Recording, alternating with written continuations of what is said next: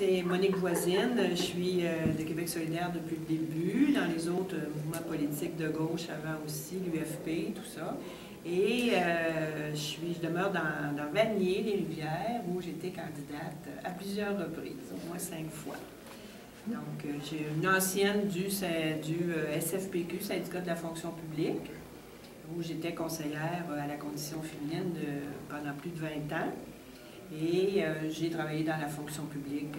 Toute ma carrière s'est faite dans la fonction publique. Donc, je vous ai écrit un beau texte. J'ai travaillé fort, fait que je vais vous le lire. Puis après ça, ben, on verra comment est-ce qu'on peut préciser les choses. Okay.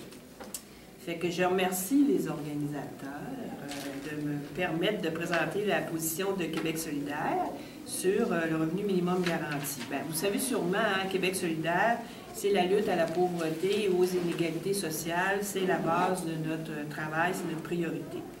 Ça fait plus de 5 ans qu'on a travaillé, qu'on a réfléchi là-dessus, sur le revenu minimum garanti, et on a vraiment pris position pour mettre en place une politique sociale. C'est plus large que le revenu minimum garanti, mais ça comprend ça, un revenu de base afin de donner les moyens à toute personne de vivre dignement, une personne adulte, parce que nous, c'est 18 ans et plus. Et, bonjour. Bonjour. Je débute, fait qu'il n'y a pas de problème. Ça n'a pas manqué grand-chose. Québec solidaire, ben, on considère que la société québécoise est assez riche. Elle a assez de richesse pour garantir un revenu suffisant à chaque personne. Ben, cette richesse, ben, il faut la partager. C'est pas assez bien partagé. Ce travail-là reste à faire. En 2011, on parlait de revenu minimum garanti. Comme Marc l'a dit, il y a d'autres appellations aujourd'hui. Peut-être qu'on pourrait réfléchir à faire évoluer un peu les termes par rapport à revenu minimum garanti. Et nos instances auront sûrement à poursuivre la réflexion là-dessus. Il y a beaucoup de recherches qui se font, puis de la conjoncture politique aussi. Moi, à mon avis, on devrait parler de revenu suffisant. Hein? Un revenu universel, tout le monde l'aurait, puis garanti, sur lequel on pourrait s'appuyer pour mettre fin aux inégalités qui sont provoquées, entre autres, par le régime d'aide sociale. Ce revenu devrait également faire cesser la stigmatisation. Quel beau mot! Bon, ça veut dire la critique publique, les préjugés, la dénonciation comme profiteur, hein, comme on entend ça avec les radios poubelles, et les jugements relatifs aux bons pauvres pour mauvais pauvres. On entend souvent ça. À Québec solidaire, nous voulons faire cesser aussi la coercition. Encore un bien beau mot. Qu'est-ce que ça veut dire? Bien, c'est des mesures, mettre fin aux mesures contraignantes, puis le contrôle abusif qui font atteinte à la dignité des personnes à cité sociale. Donc, à Québec solidaire, on veut faire cesser ça. Le revenu minimum garanti, comme on le propose, ça mettrait fin aux inégalités du régime d'aide sociale, je l'ai dit, et devrait assurer la dignité à toute personne, à tout le monde, et faire en sorte qu'au moins les besoins de base soient satisfaits. C'est quoi les besoins de base? Bien, c'est pouvoir se vêtir, se nourrir, se loger, se transporter, et ça, c'est un minimum à respecter. Vraiment, il y a d'autres choses à rajouter. Bien, ce qu'on a voté lors des instances à Québec solidaire, je vais vous dire un peu le texte, c'est qu'à travers une politique de plein emploi, c'est ça qui fait un peu différent avec le Front commun, c'est à travers quelque chose là, qui parle de plein emploi. On propose un revenu minimum qui serait assuré, qui devrait assurer d'avoir les besoins satisfaits pour un plus grand nombre. Toute personne sans emploi qui aurait un revenu insuffisant. Bonjour. L'État assurera un revenu minimum garanti et inconditionnel versé sur une base individuelle à partir de 18 ans. C'est ça aussi qui est différent un peu. À partir de 18 ans, ce revenu pourra être complémentaire à un revenu de travail ou à tout autre moyen de soutien de revenu lorsque celui-ci est inférieur au seuil établi. Demandez-moi pas trop le panier de consommation. Le seuil établi, ça sera, quand ça sera à appliquer, on décidera du seuil établi comme tel. La position de Québec solidaire, ça implique des choses. Ça implique que toute personne qui le peut ou qui le veut, puisse contribuer à la vie collective, notamment par le biais d'une politique de plein emploi. Je vais vous expliquer c'est quoi qu'on entend par politique de plein emploi. Que toute personne de 18 ans et plus, qui n'a pas de revenus ou qui a un revenu insuffisant, ça puisse recevoir une aide financière. Puis que la prestation de base serait la même pour chaque personne. Pas question de famille, tout ça, chaque personne aurait la même. Puis le montant de la prestation couvrirait l'ensemble des besoins essentiels. Ceux que je vous ai parlé tout à l'heure. L'instauration du revenu minimum garanti impliquera aussi des changements importants. Des changements, à l'heure actuelle, le montant d'aide sociale, d'aide financière plutôt varie selon les programmes. On a l'aide sociale, on a les allocations familiales, on a la pension de vieillesse, le régime des rentes, c'est différent. Tu peux être la même personne, là, puis tu vas avoir un montant différent. Ça fait avec le revenu minimum garanti, proposé par Québec solidaire, tout le monde serait traité sur le même pied d'égalité, puis le montant d'aide financière permettrait d'assurer un niveau de vie décent et suffisant. De plus, même vivant en couple, chaque personne aurait droit à sa prestation, ce qui aurait comme conséquence d'augmenter le revenu du couple. Couple ou n'importe quelle relation serait considérée. Les personnes sans chèque, majoritairement des femmes, auront droit au revenu minimum garanti. Souvent, dans un couple, tu peux être bien pauvre, mais étant donné que tu es en couple, qu'il y en a un qui a un petit salaire, l'autre n'a pas droit à un chèque. C'est ça qu'on dit sans chèque. Les étudiants ou les étudiantes aussi, de 18 ans et plus, auront accès au revenu minimum garanti pendant leurs études. Ce qui enlève, on peut mettre l'accent sur les études, puis on n'a pas besoin de travailler en même temps, là, ça serait garanti. L'objectif de tout ça, c'est le partage de la richesse. Comme on a dit, là, idéalement, il y en a de la richesse, elle est mal partagée, mais nous, on veut un réel partage de la richesse. Puis les avantages, c'est d'éliminer les contrôles excessifs. On sait que c'est ça qu'on appelle la coercition, la stigmatisation, bon pauvre, mauvais pauvre, puis permettre à tout le monde d'avoir sa place active dans la société. Ça, c'est vraiment le grand objectif. Je vais vous expliquer un peu qu'est-ce que c'est la politique de plein emploi qu'on a réfléchi à Québec solidaire. C'est dans une société riche qui se veut démocratique et respectueuse des droits sociaux, on doit fournir à chacun et à chacune l'opportunité de gagner sa vie. Les politiques néolibérales tolèrent un haut taux de chômage, on le sait, et précarisent de plus en plus les emplois disponibles par la multiplication du travail temporaire, au noir, autonome, à temps partiel, sur appel, nommez-les. Ça devient de plus en plus courant. Puis aussi par la stagnation. Ça veut dire que les salaires restent égaux, ils ne suivent pas le coût de la vie, puis tout ça. Et même la diminution des salaires. Donc, et des avantages sociaux, pas juste les salaires. Il est alors évident que l'obstacle principal à la réalisation du droit au travail n'est pas économique, mais c'est politique. C'est les choix politiques qui font que le patronat, là, il comprend très bien que la sécurité qu'apporterait le revenu minimum garanti aux travailleuses et aux travailleurs, et aussi la question du plein emploi, les deux, ferait pencher le rapport de force dans les entreprises comme dans la société, du côté de la classe ouvrière. Donc, le patronat est intéressé à ça. Bon, c'est dans ce contexte que Québec solidaire propose sa politique de plein, que chaque personne doit avoir la possibilité de gagner sa vie à un salaire digne, pour un travail sain et stable, socialement utile, écologiquement propre, libre de discrimination et avec protection en cas de perte d'emploi, d'incapacité ou de vieillesse. Parce qu'on vieillit. C'est en ce sens que Québec solidaire propose d'adopter une politique de plein emploi, c'est-à-dire une politique d'emploi active et efficace, comportant des mesures d'action positives pour les femmes, les personnes handicapées, les minorités visibles et les autochtones. Minorités visibles, je pourrais élargir ça, c'était le vocabulaire du temps. Je pense qu'on peut même élargir ça aux communautés culturelles, là, plus large. Les emplois occupés par ces personnes doivent être valorisés rémunérés avec justice. Puis la politique de plein emploi doit entre autres appuyer le développement local et régional, hein, pas juste les grands centres. Il soutiendra les entreprises collectives, ça peut être aussi des coopératives et toutes sortes de nouvelles façons d'exercer le travail, les PME qui font le choix de s'établir en région et même et supporter aussi les travailleuses et les travailleurs qui veulent s'y installer en région pour pouvoir avoir ce genre de travail. Ça inclut aussi tous les emplois verts, hein, les emplois qui sont dans les secteurs qui traitent l'environnement. Mais l'État devrait y apporter son soutien.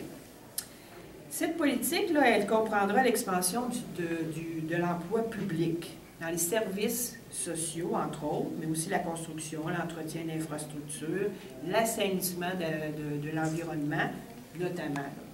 Nommez-en. La politique de plein emploi inclut des programmes accessibles de requalification et de formation continue. Ces programmes doivent être volontaires, ils sont gratuits, financés par les entreprises et le gouvernement pour s'ajuster vraiment aux besoins, les besoins qui changent au fil des ans. Ces programmes-là auront un soutien financier aux personnes inscrites, pas juste aux entreprises, mais aux personnes inscrites, incluant les allocations de déménagement pour les travailleuses et travailleurs qui sont obligés d'aller en région. Et il y a aussi le revenu minimum garanti qui est ajouté à ça. Et je vous dirais que oui, le revenu minimum garanti, c'est une solution peut-être, mais c'est bien. Mais, il y a un mais. Il faut également inscrire ça dans les mesures assurant une plus grande justice sociale. Autrement dit, c'est l'ensemble du projet de société qui doit être basé sur la question de la justice sociale. Et ça, c'est un élément qui serait à l'intérieur pour aider. Je vous dirais qu'à Québec solidaire, on a aussi vu dans le programme plus largement des mesures justement pour aller chercher cette justice sociale-là. Vous pouvez, là je vous en donne quelques-unes, mais vous pouvez aller consulter le site de Québec solidaire. Vous avez l'ensemble du programme. Il reste peut-être le dernier volet qui va être décidé au Congrès. Et après ça, nous autres, on a vraiment, ça fait 10 ans, 11 ans qu'on existe, on a construit le programme au fil de ces 11 années-là. Parce qu'on a eu quelques élections entre-temps, là, ça fait que... Mais on va voir vraiment la fin de ce programme-là, qui sera toujours à bonifier par rapport aux besoins et à la conjoncture. Donc, les mesures qu'on a mises en place pour lutter contre la pauvreté et les inégalités... Je savais, ça marche là, ça marche là, il l'a pas vu. Pauvre petit.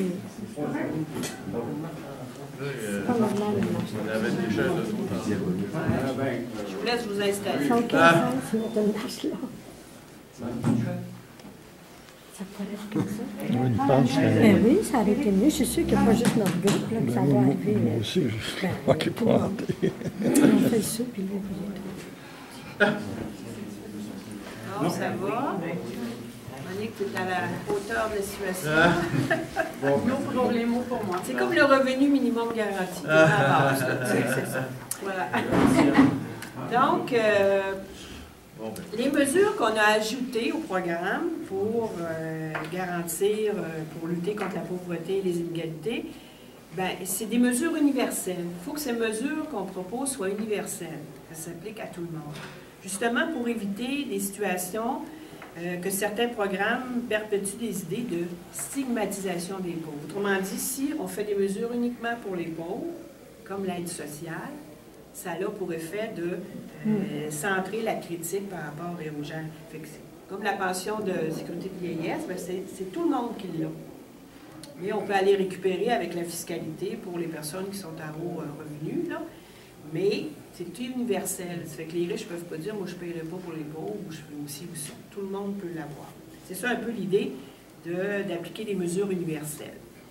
Puis outre les services publics, parce qu'on veut vraiment développer ces services publics-là gratuits, l'éducation, santé, culture, gratuit, qu'on paye avec nos impôts, là, il faut s'entendre. Le gouvernement solidaire développera, on a de l'espoir, Ah, ça fait beau, gouvernement solidaire. Un jour, développera des services publics et collectifs de qualité gratuits, à tout le moins pleinement accessibles financièrement et géographiquement. D'autres mesures, il faudra développer notamment des services qui favorisent la prise en charge des tâches réalisées gratuitement dans la sphère privée. Qu'est-ce que c'est ça? Ça cible surtout des soutiens pour les femmes, notamment les soins donnés par les personnes proches aidantes, hein, ce qu'on appelait les aidantes naturelles. On le met au féminin parce que c'est 80% de femmes qui font ça. Mais on aime mieux dire les personnes proches qui aident les proches, le proche aidant, puis le travail domestique. Autrement dit, pour libérer les femmes, il y aurait du monde qui ferait ces services-là. Des bien payés, en plus, hein, pas de bénévolat. Des mesures ciblées aussi pourront être adoptées pour répondre aux besoins particuliers. Ça, on s'est laissé un peu ça plus large, mais l'idée, vous comprenez l'idée, c'est d'atteindre la justice sociale. Grosso modo, le programme, les éléments, c'est ça. Il y a d'autres affaires comme la fiscalité plus juste, plus progressive. Hein? Où est-ce qu'on va chercher? Le rapport de Mme Montréal. La marche. Pas de problème, c'est un bon timing. Là, je suis rendue à l'élément danger. Ça fait que c'est bien que tu entendes ça. Je peux le laisser s'installer. Fait que vous voyez que le programme de Québec solidaire, entre autres, avec l'enjeu 5 qui s'en vient, on appelle ça l'enjeu 5, c'est la 5e partie, il va y avoir des éléments sur la question de la justice, justice sociale, entre autres, et d'autres éléments sur le droit de la famille. Fait que vous pouvez regarder ça sur le site aussi. Ça va être des choses qui vont être décidées au Congrès, en mai, un congrès, là, 4 jours, à la fin mai prochaine. Donc, les éléments là, que j'aimerais juste vous alerter, j'ai mis un gros danger. Du minimum garanti, danger. Hein? C'est bien que tu arrives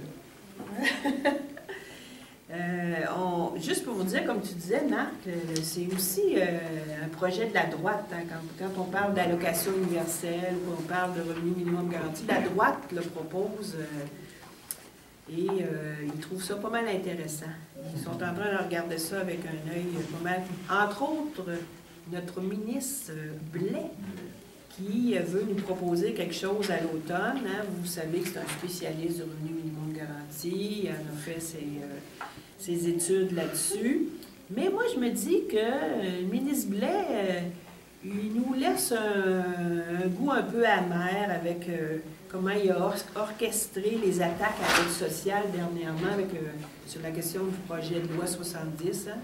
Sa manière d'agir me laisse un petit goût amer dans la bouche.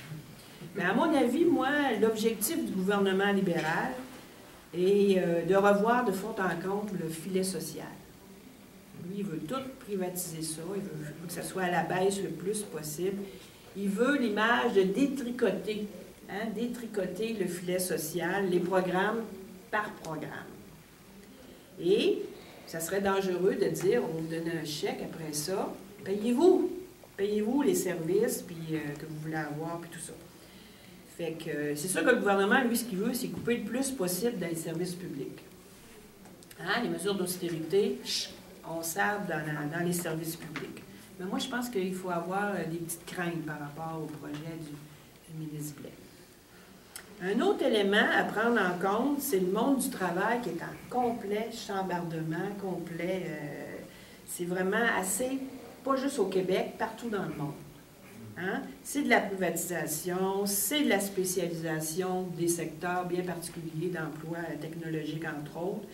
C'est l'automatisation. Hein? Les entreprises sont subventionnées pour automatiser puis couper dans les emplois par les travailleuses et travailleurs. C'est beaucoup les robots qui vont faire à la place, l'automatisation. Après, il y a aussi la détérioration des conditions de travail.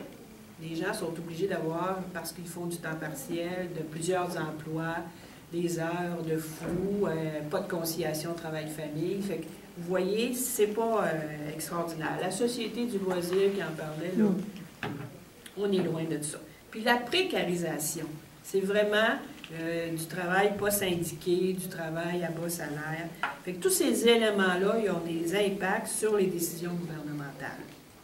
Il se pourrait fort probablement que ce qui sera proposé par le ministre Blais, pas besoin de lire dans une boule de cristal pour savoir ça, que dans sa grande sagesse, je suis fine avec lui, ne soit qu'accommodement aux attaques néolibérales.